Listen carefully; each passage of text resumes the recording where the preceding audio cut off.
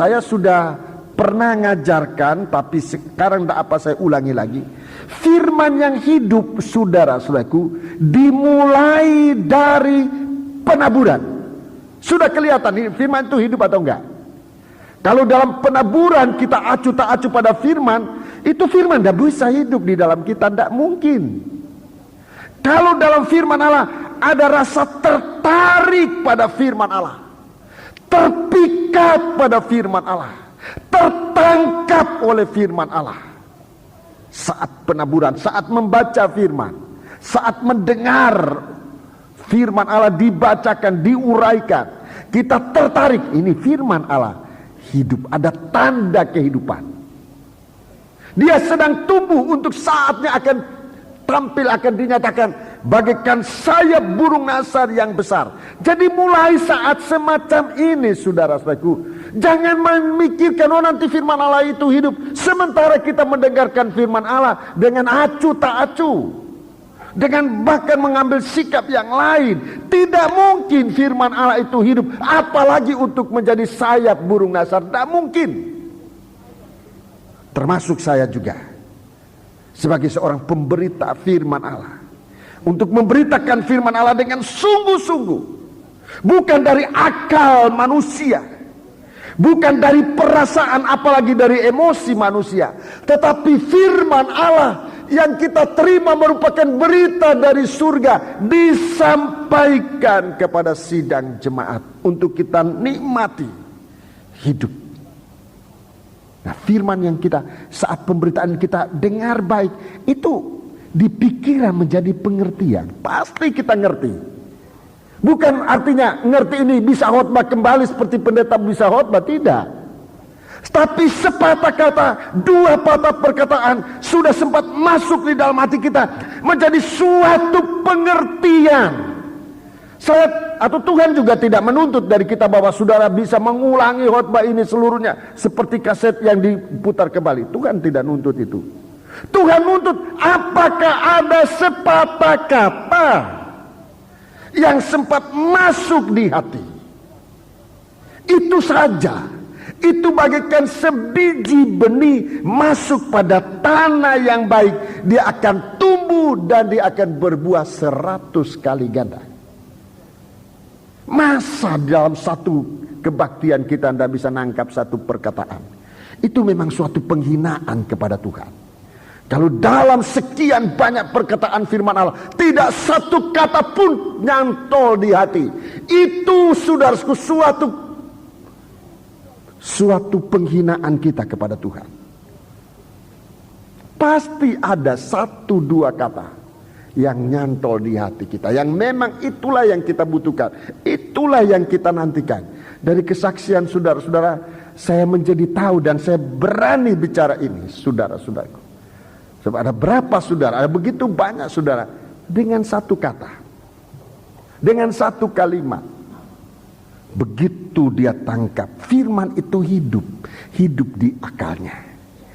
Karena ia percaya, maka firman Allah itu menjadi iman yang kemudian oleh dorongan kasih dia praktekkan firman Allah menjadi kuasa Allah yang mengangkat dia dari percobaan, mengangkat dia dari masalah, mengangkat dia dari penderitaan apapun juga. Cukup sepatah kata firman Allah yang hidup. Dia bagaikan sayap burung nasar yang mengangkat dia jauh dari mata ular, jauh dari jangkauan ular ini. Tidak semuanya bisa mengulangi khotbah ini, tidak semua. Para siswa-siswa harusnya bisa mengulangi, memiliki firman Allah ini, harusnya bisa. Jemaat tidak dituntut sejauh itu. Sepatah kata seperti yang diucapkan oleh seorang perempuan Kanani. Sementara anaknya begitu menderita, dia tidak butuh khotbah, tidak. Rema yang jatuh dari meja Tuhan, cukup itu. Dan memang Tuhan akui, sepatah kata apa yang Tuhan katakan, apa yang keluar dari mulut Tuhan, anjing Anjing itu tidak berhak makan roti dari meja tuannya. Saudara-saudaraku, itu perkataan yang keluar dari mulut Allah.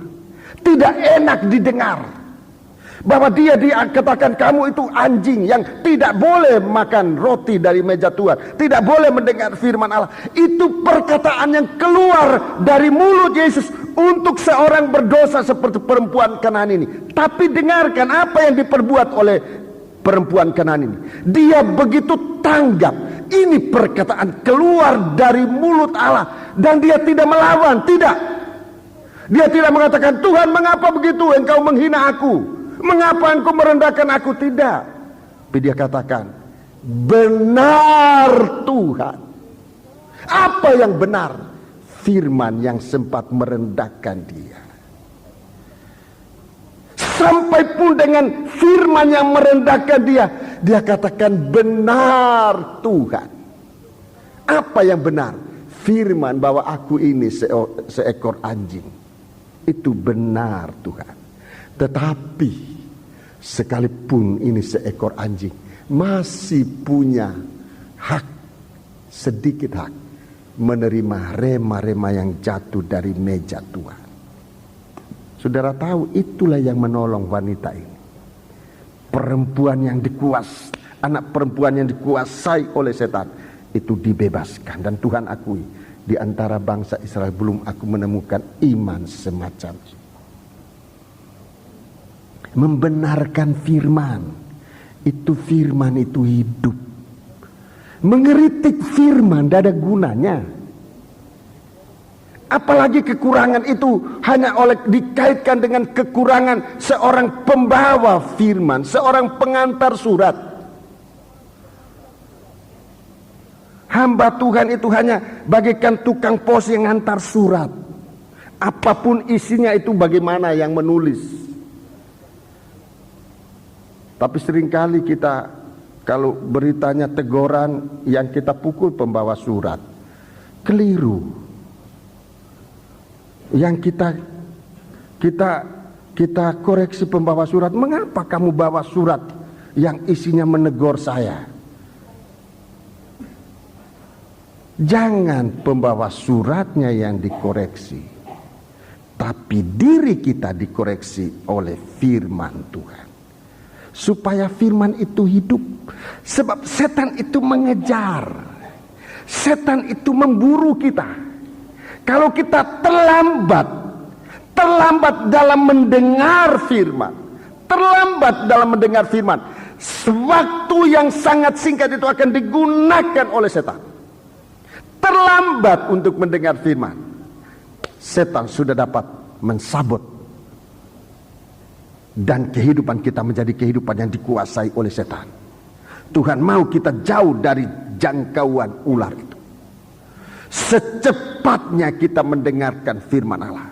Dan Tuhan ucapkan dengan perkataan, kalau hari ini, sebenarnya perkataan itu kalau saat ini, kalau detik ini kamu mendengar suara Allah, jangan kamu keraskan hati. Sebab Tuhan mau kita jangan kesusul, jangan disusul oleh setan ini yang sedang memburu kita dengan speed yang tinggi sekali.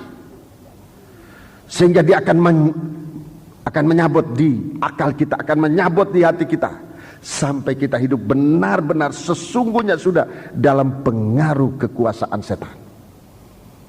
Biar kita buka hati kita, supaya firman Allah ini tumbuh. Ini jalan keluar dari gereja Tuhan.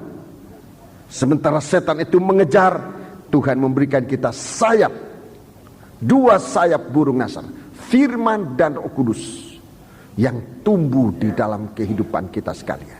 Yang kita dengar, kita aminkan. Yang kita terima di otak kita mengerti. Yang sampai di hati kita menjadi iman. Dan oleh kasih Allah, oleh urapan Roh Kudus, menggerakkan iman itu. Dan kita melakukan segala sesuatu. Tidak bisa dihalangi oleh setan. Tidak bisa dihalangi oleh setan. Setan selalu ketinggalan. Di hari-hari ini setan banyak kali mendahului kita. Tapi mendengarkan firman Allah ini sekarang, kita jangan ketinggalan. Jangan setan selalu mendahului, tapi biarkan sesuai dengan rencana Allah, firman Allah akan disampaikan bagi kita untuk hidup dalam kita sebagaimana mestinya. Baca ayat 15. Ayat 15. Ayat 15. Ini saudara-saudaraku, ini merupakan perbuatan yang kelima. Lalu ular itu menyemburkan dari mulutnya air sebesar sungai. Air sebesar sungai. Ke arah perempuan itu, supaya ia dihanyutkan sungai itu. Ya, 16. Tetapi bumi datang menolong perempuan itu. Iya. Ia membuka mulutnya dan menelan sungai yang disemburkan naga itu dari mulutnya. Iya, terima kasih. Jadi perempuan ini sedang lari, dikejar. Tidak, apa namanya? Tidak bisa dicapai. Bahasa Jawanya apa? Tidak bisa dicapai. Tidak ketututi. Tidak ketututi. Tidak ketututan. Tidak ketututan sama setan. Nah, setan ini nyemburkan air sebesar sungai untuk menghanyutkan. Dan memang banyak anak-anak Tuhan hanyut. Yang ketinggalan ini hanyut, betul-betul hanyut dengan air yang keluar dari mulut setan. Tapi perempuan itu adalah anak-anak Tuhan yang mempunyai firman Allah yang hidup, tidak ketututan. Tidak ketututan. Lebih cepat larinya, saudara-saudaraku. Jadi jangan, saudara-saudaraku, kalau saya mengucapkan ini, mohon saudaraku, dari sikap kita untuk kebaktian, untuk apa saja, kalau bisa jangan berlambat-lambatanlah. Jangan berlambat, kecuali memang sudah kita usaha tapi masih. Ayo kita ikut Tuhan dengan sungguh-sungguh. Dalam setiap kali kebaktian, saya bersyukur kepada Tuhan. Sekarang banyak saudara-saudara digairkan dalam doa, dalam penyembahan. Jam 5:05 sudah banyak saudara-saudara di sini, dan saya selalu sudah mulai dengan menyanyi supaya kita ada waktu untuk menyembah Tuhan. Sebab itu nanti diperhitungkan. Dalam ayat berikutnya diperhitungkan.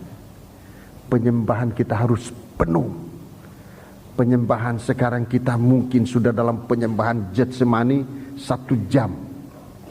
Saudara-saudaraku, kita di waktu-waktu lalu hanya menyanyi setengah jam, firman setengah jam, beribadah, berdoa setengah jam juga. Dalam ibadah kebaktian doa penyembahan. Tapi sekarang saya lihat saudara sudah bergairah, banyak yang sangat bergairah. Belum 5:30 sudah ada, dan kita sudah mulai menyanyi. Kita menggunakan waktu sehingga jam 6 tepat kita sudah masuk dalam doa, kalau bisa sampai jam 7 atau lebih sedikit.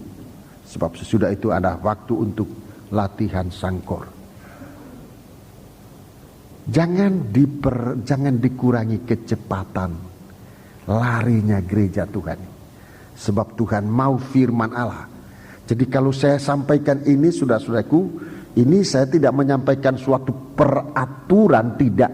Maaf saudara, ini bukan suatu peraturan saudara harus datang jam 5 atau memang kalau aturannya 5:30 kita mulai. Itu aturannya. Itu peraturan.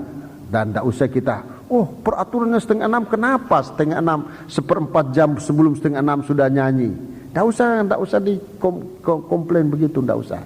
Datang aja sama-sama. Jadi usahakan saudara, kebaktian kita juga begitu. Sebab ini termasuk speed yang kalau kita tidak hati-hati bisa disabot oleh setan. 1 detik, apalagi sudah 1 menit, itu setan bisa masuk menyabot kita, sehingga kita tidak bisa beribadah kepada Tuhan. Lebih baik mendahului, saudaraku. Musa waktu disuruh oleh Tuhan untuk melepaskan bangsa Israel, selalu dia dikasih tahu sebelum Firaun pergi ke sungai Nil.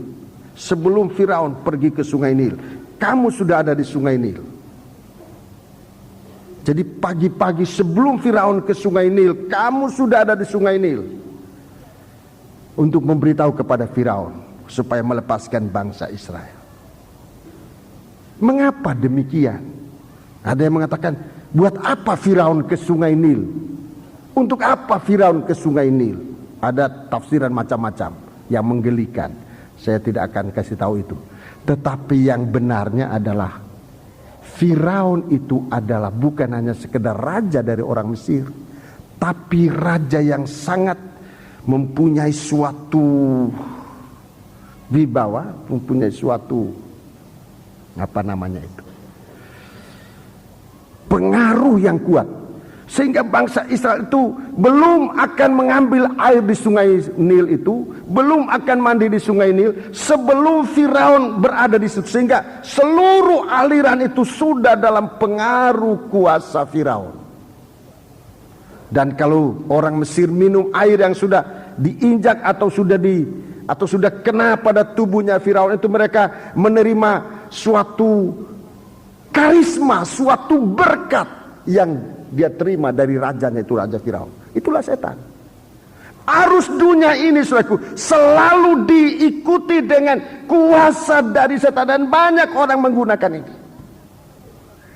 Tuhan anjurkan supaya sebelum arus makanan kita, sebelum arus ibadah kita, sebelum arus kehidupan kita dikuasai oleh setan, Tuhan sudah lebih dahulu. Jangan sampai terlambat. Ini yang perlu kita ketahui, saudara-saudara. Setan mau begitu cepat, dan dia akan sekarang menyemburkan. Di akhir zaman bukan sungai Nil lagi, lebih besar dari sungai Nil, sebab dia dapat menghanyutkan segala sesuatu. Dari mulut setan, dari mulut naga ini akan keluar aliran sungai yang begitu besar untuk menghanyutkan perempuan ini. Untuk menghanyutkan perempuan ini. Perempuan ini sudah dibawa lari jauh. Siapa yang kena ini? Siapa yang kena arus aliran najis ini? Siapa? Bumi ini yang akan membuka dirinya. Bumi ini yang akan membuka dirinya kena semburan air yang dari mulut naga ini. Siapa ini bumi? Yang tadi saya sudah katakan adalah manusia-manusia yang terkait, yang terikat di bumi ini. Itu yang akan nanti menerima curahan amarah, curahan geram yang keluar dari mulutnya setan ini, curahan kenajisan, curahan kejahatan yang keluar dari mulutnya setan. Siapa? Itulah orang-orang yang tidak mengalami ibadahnya. Ayat 16 sudah tadi. Bumi datang. Sudah. 17. Maka marahlah naga itu kepada perempuan itu. Iya. Lalu pergi memerangi keturunannya yang lain, yang menuruti hukum-hukum Allah dan memiliki kesaksian Yesus. Iya. Dan ia tinggal berdiri di pantai laut. Iya, terima kasih. Inilah setan. Ini perbuatannya yang keenam, menginjak-injak.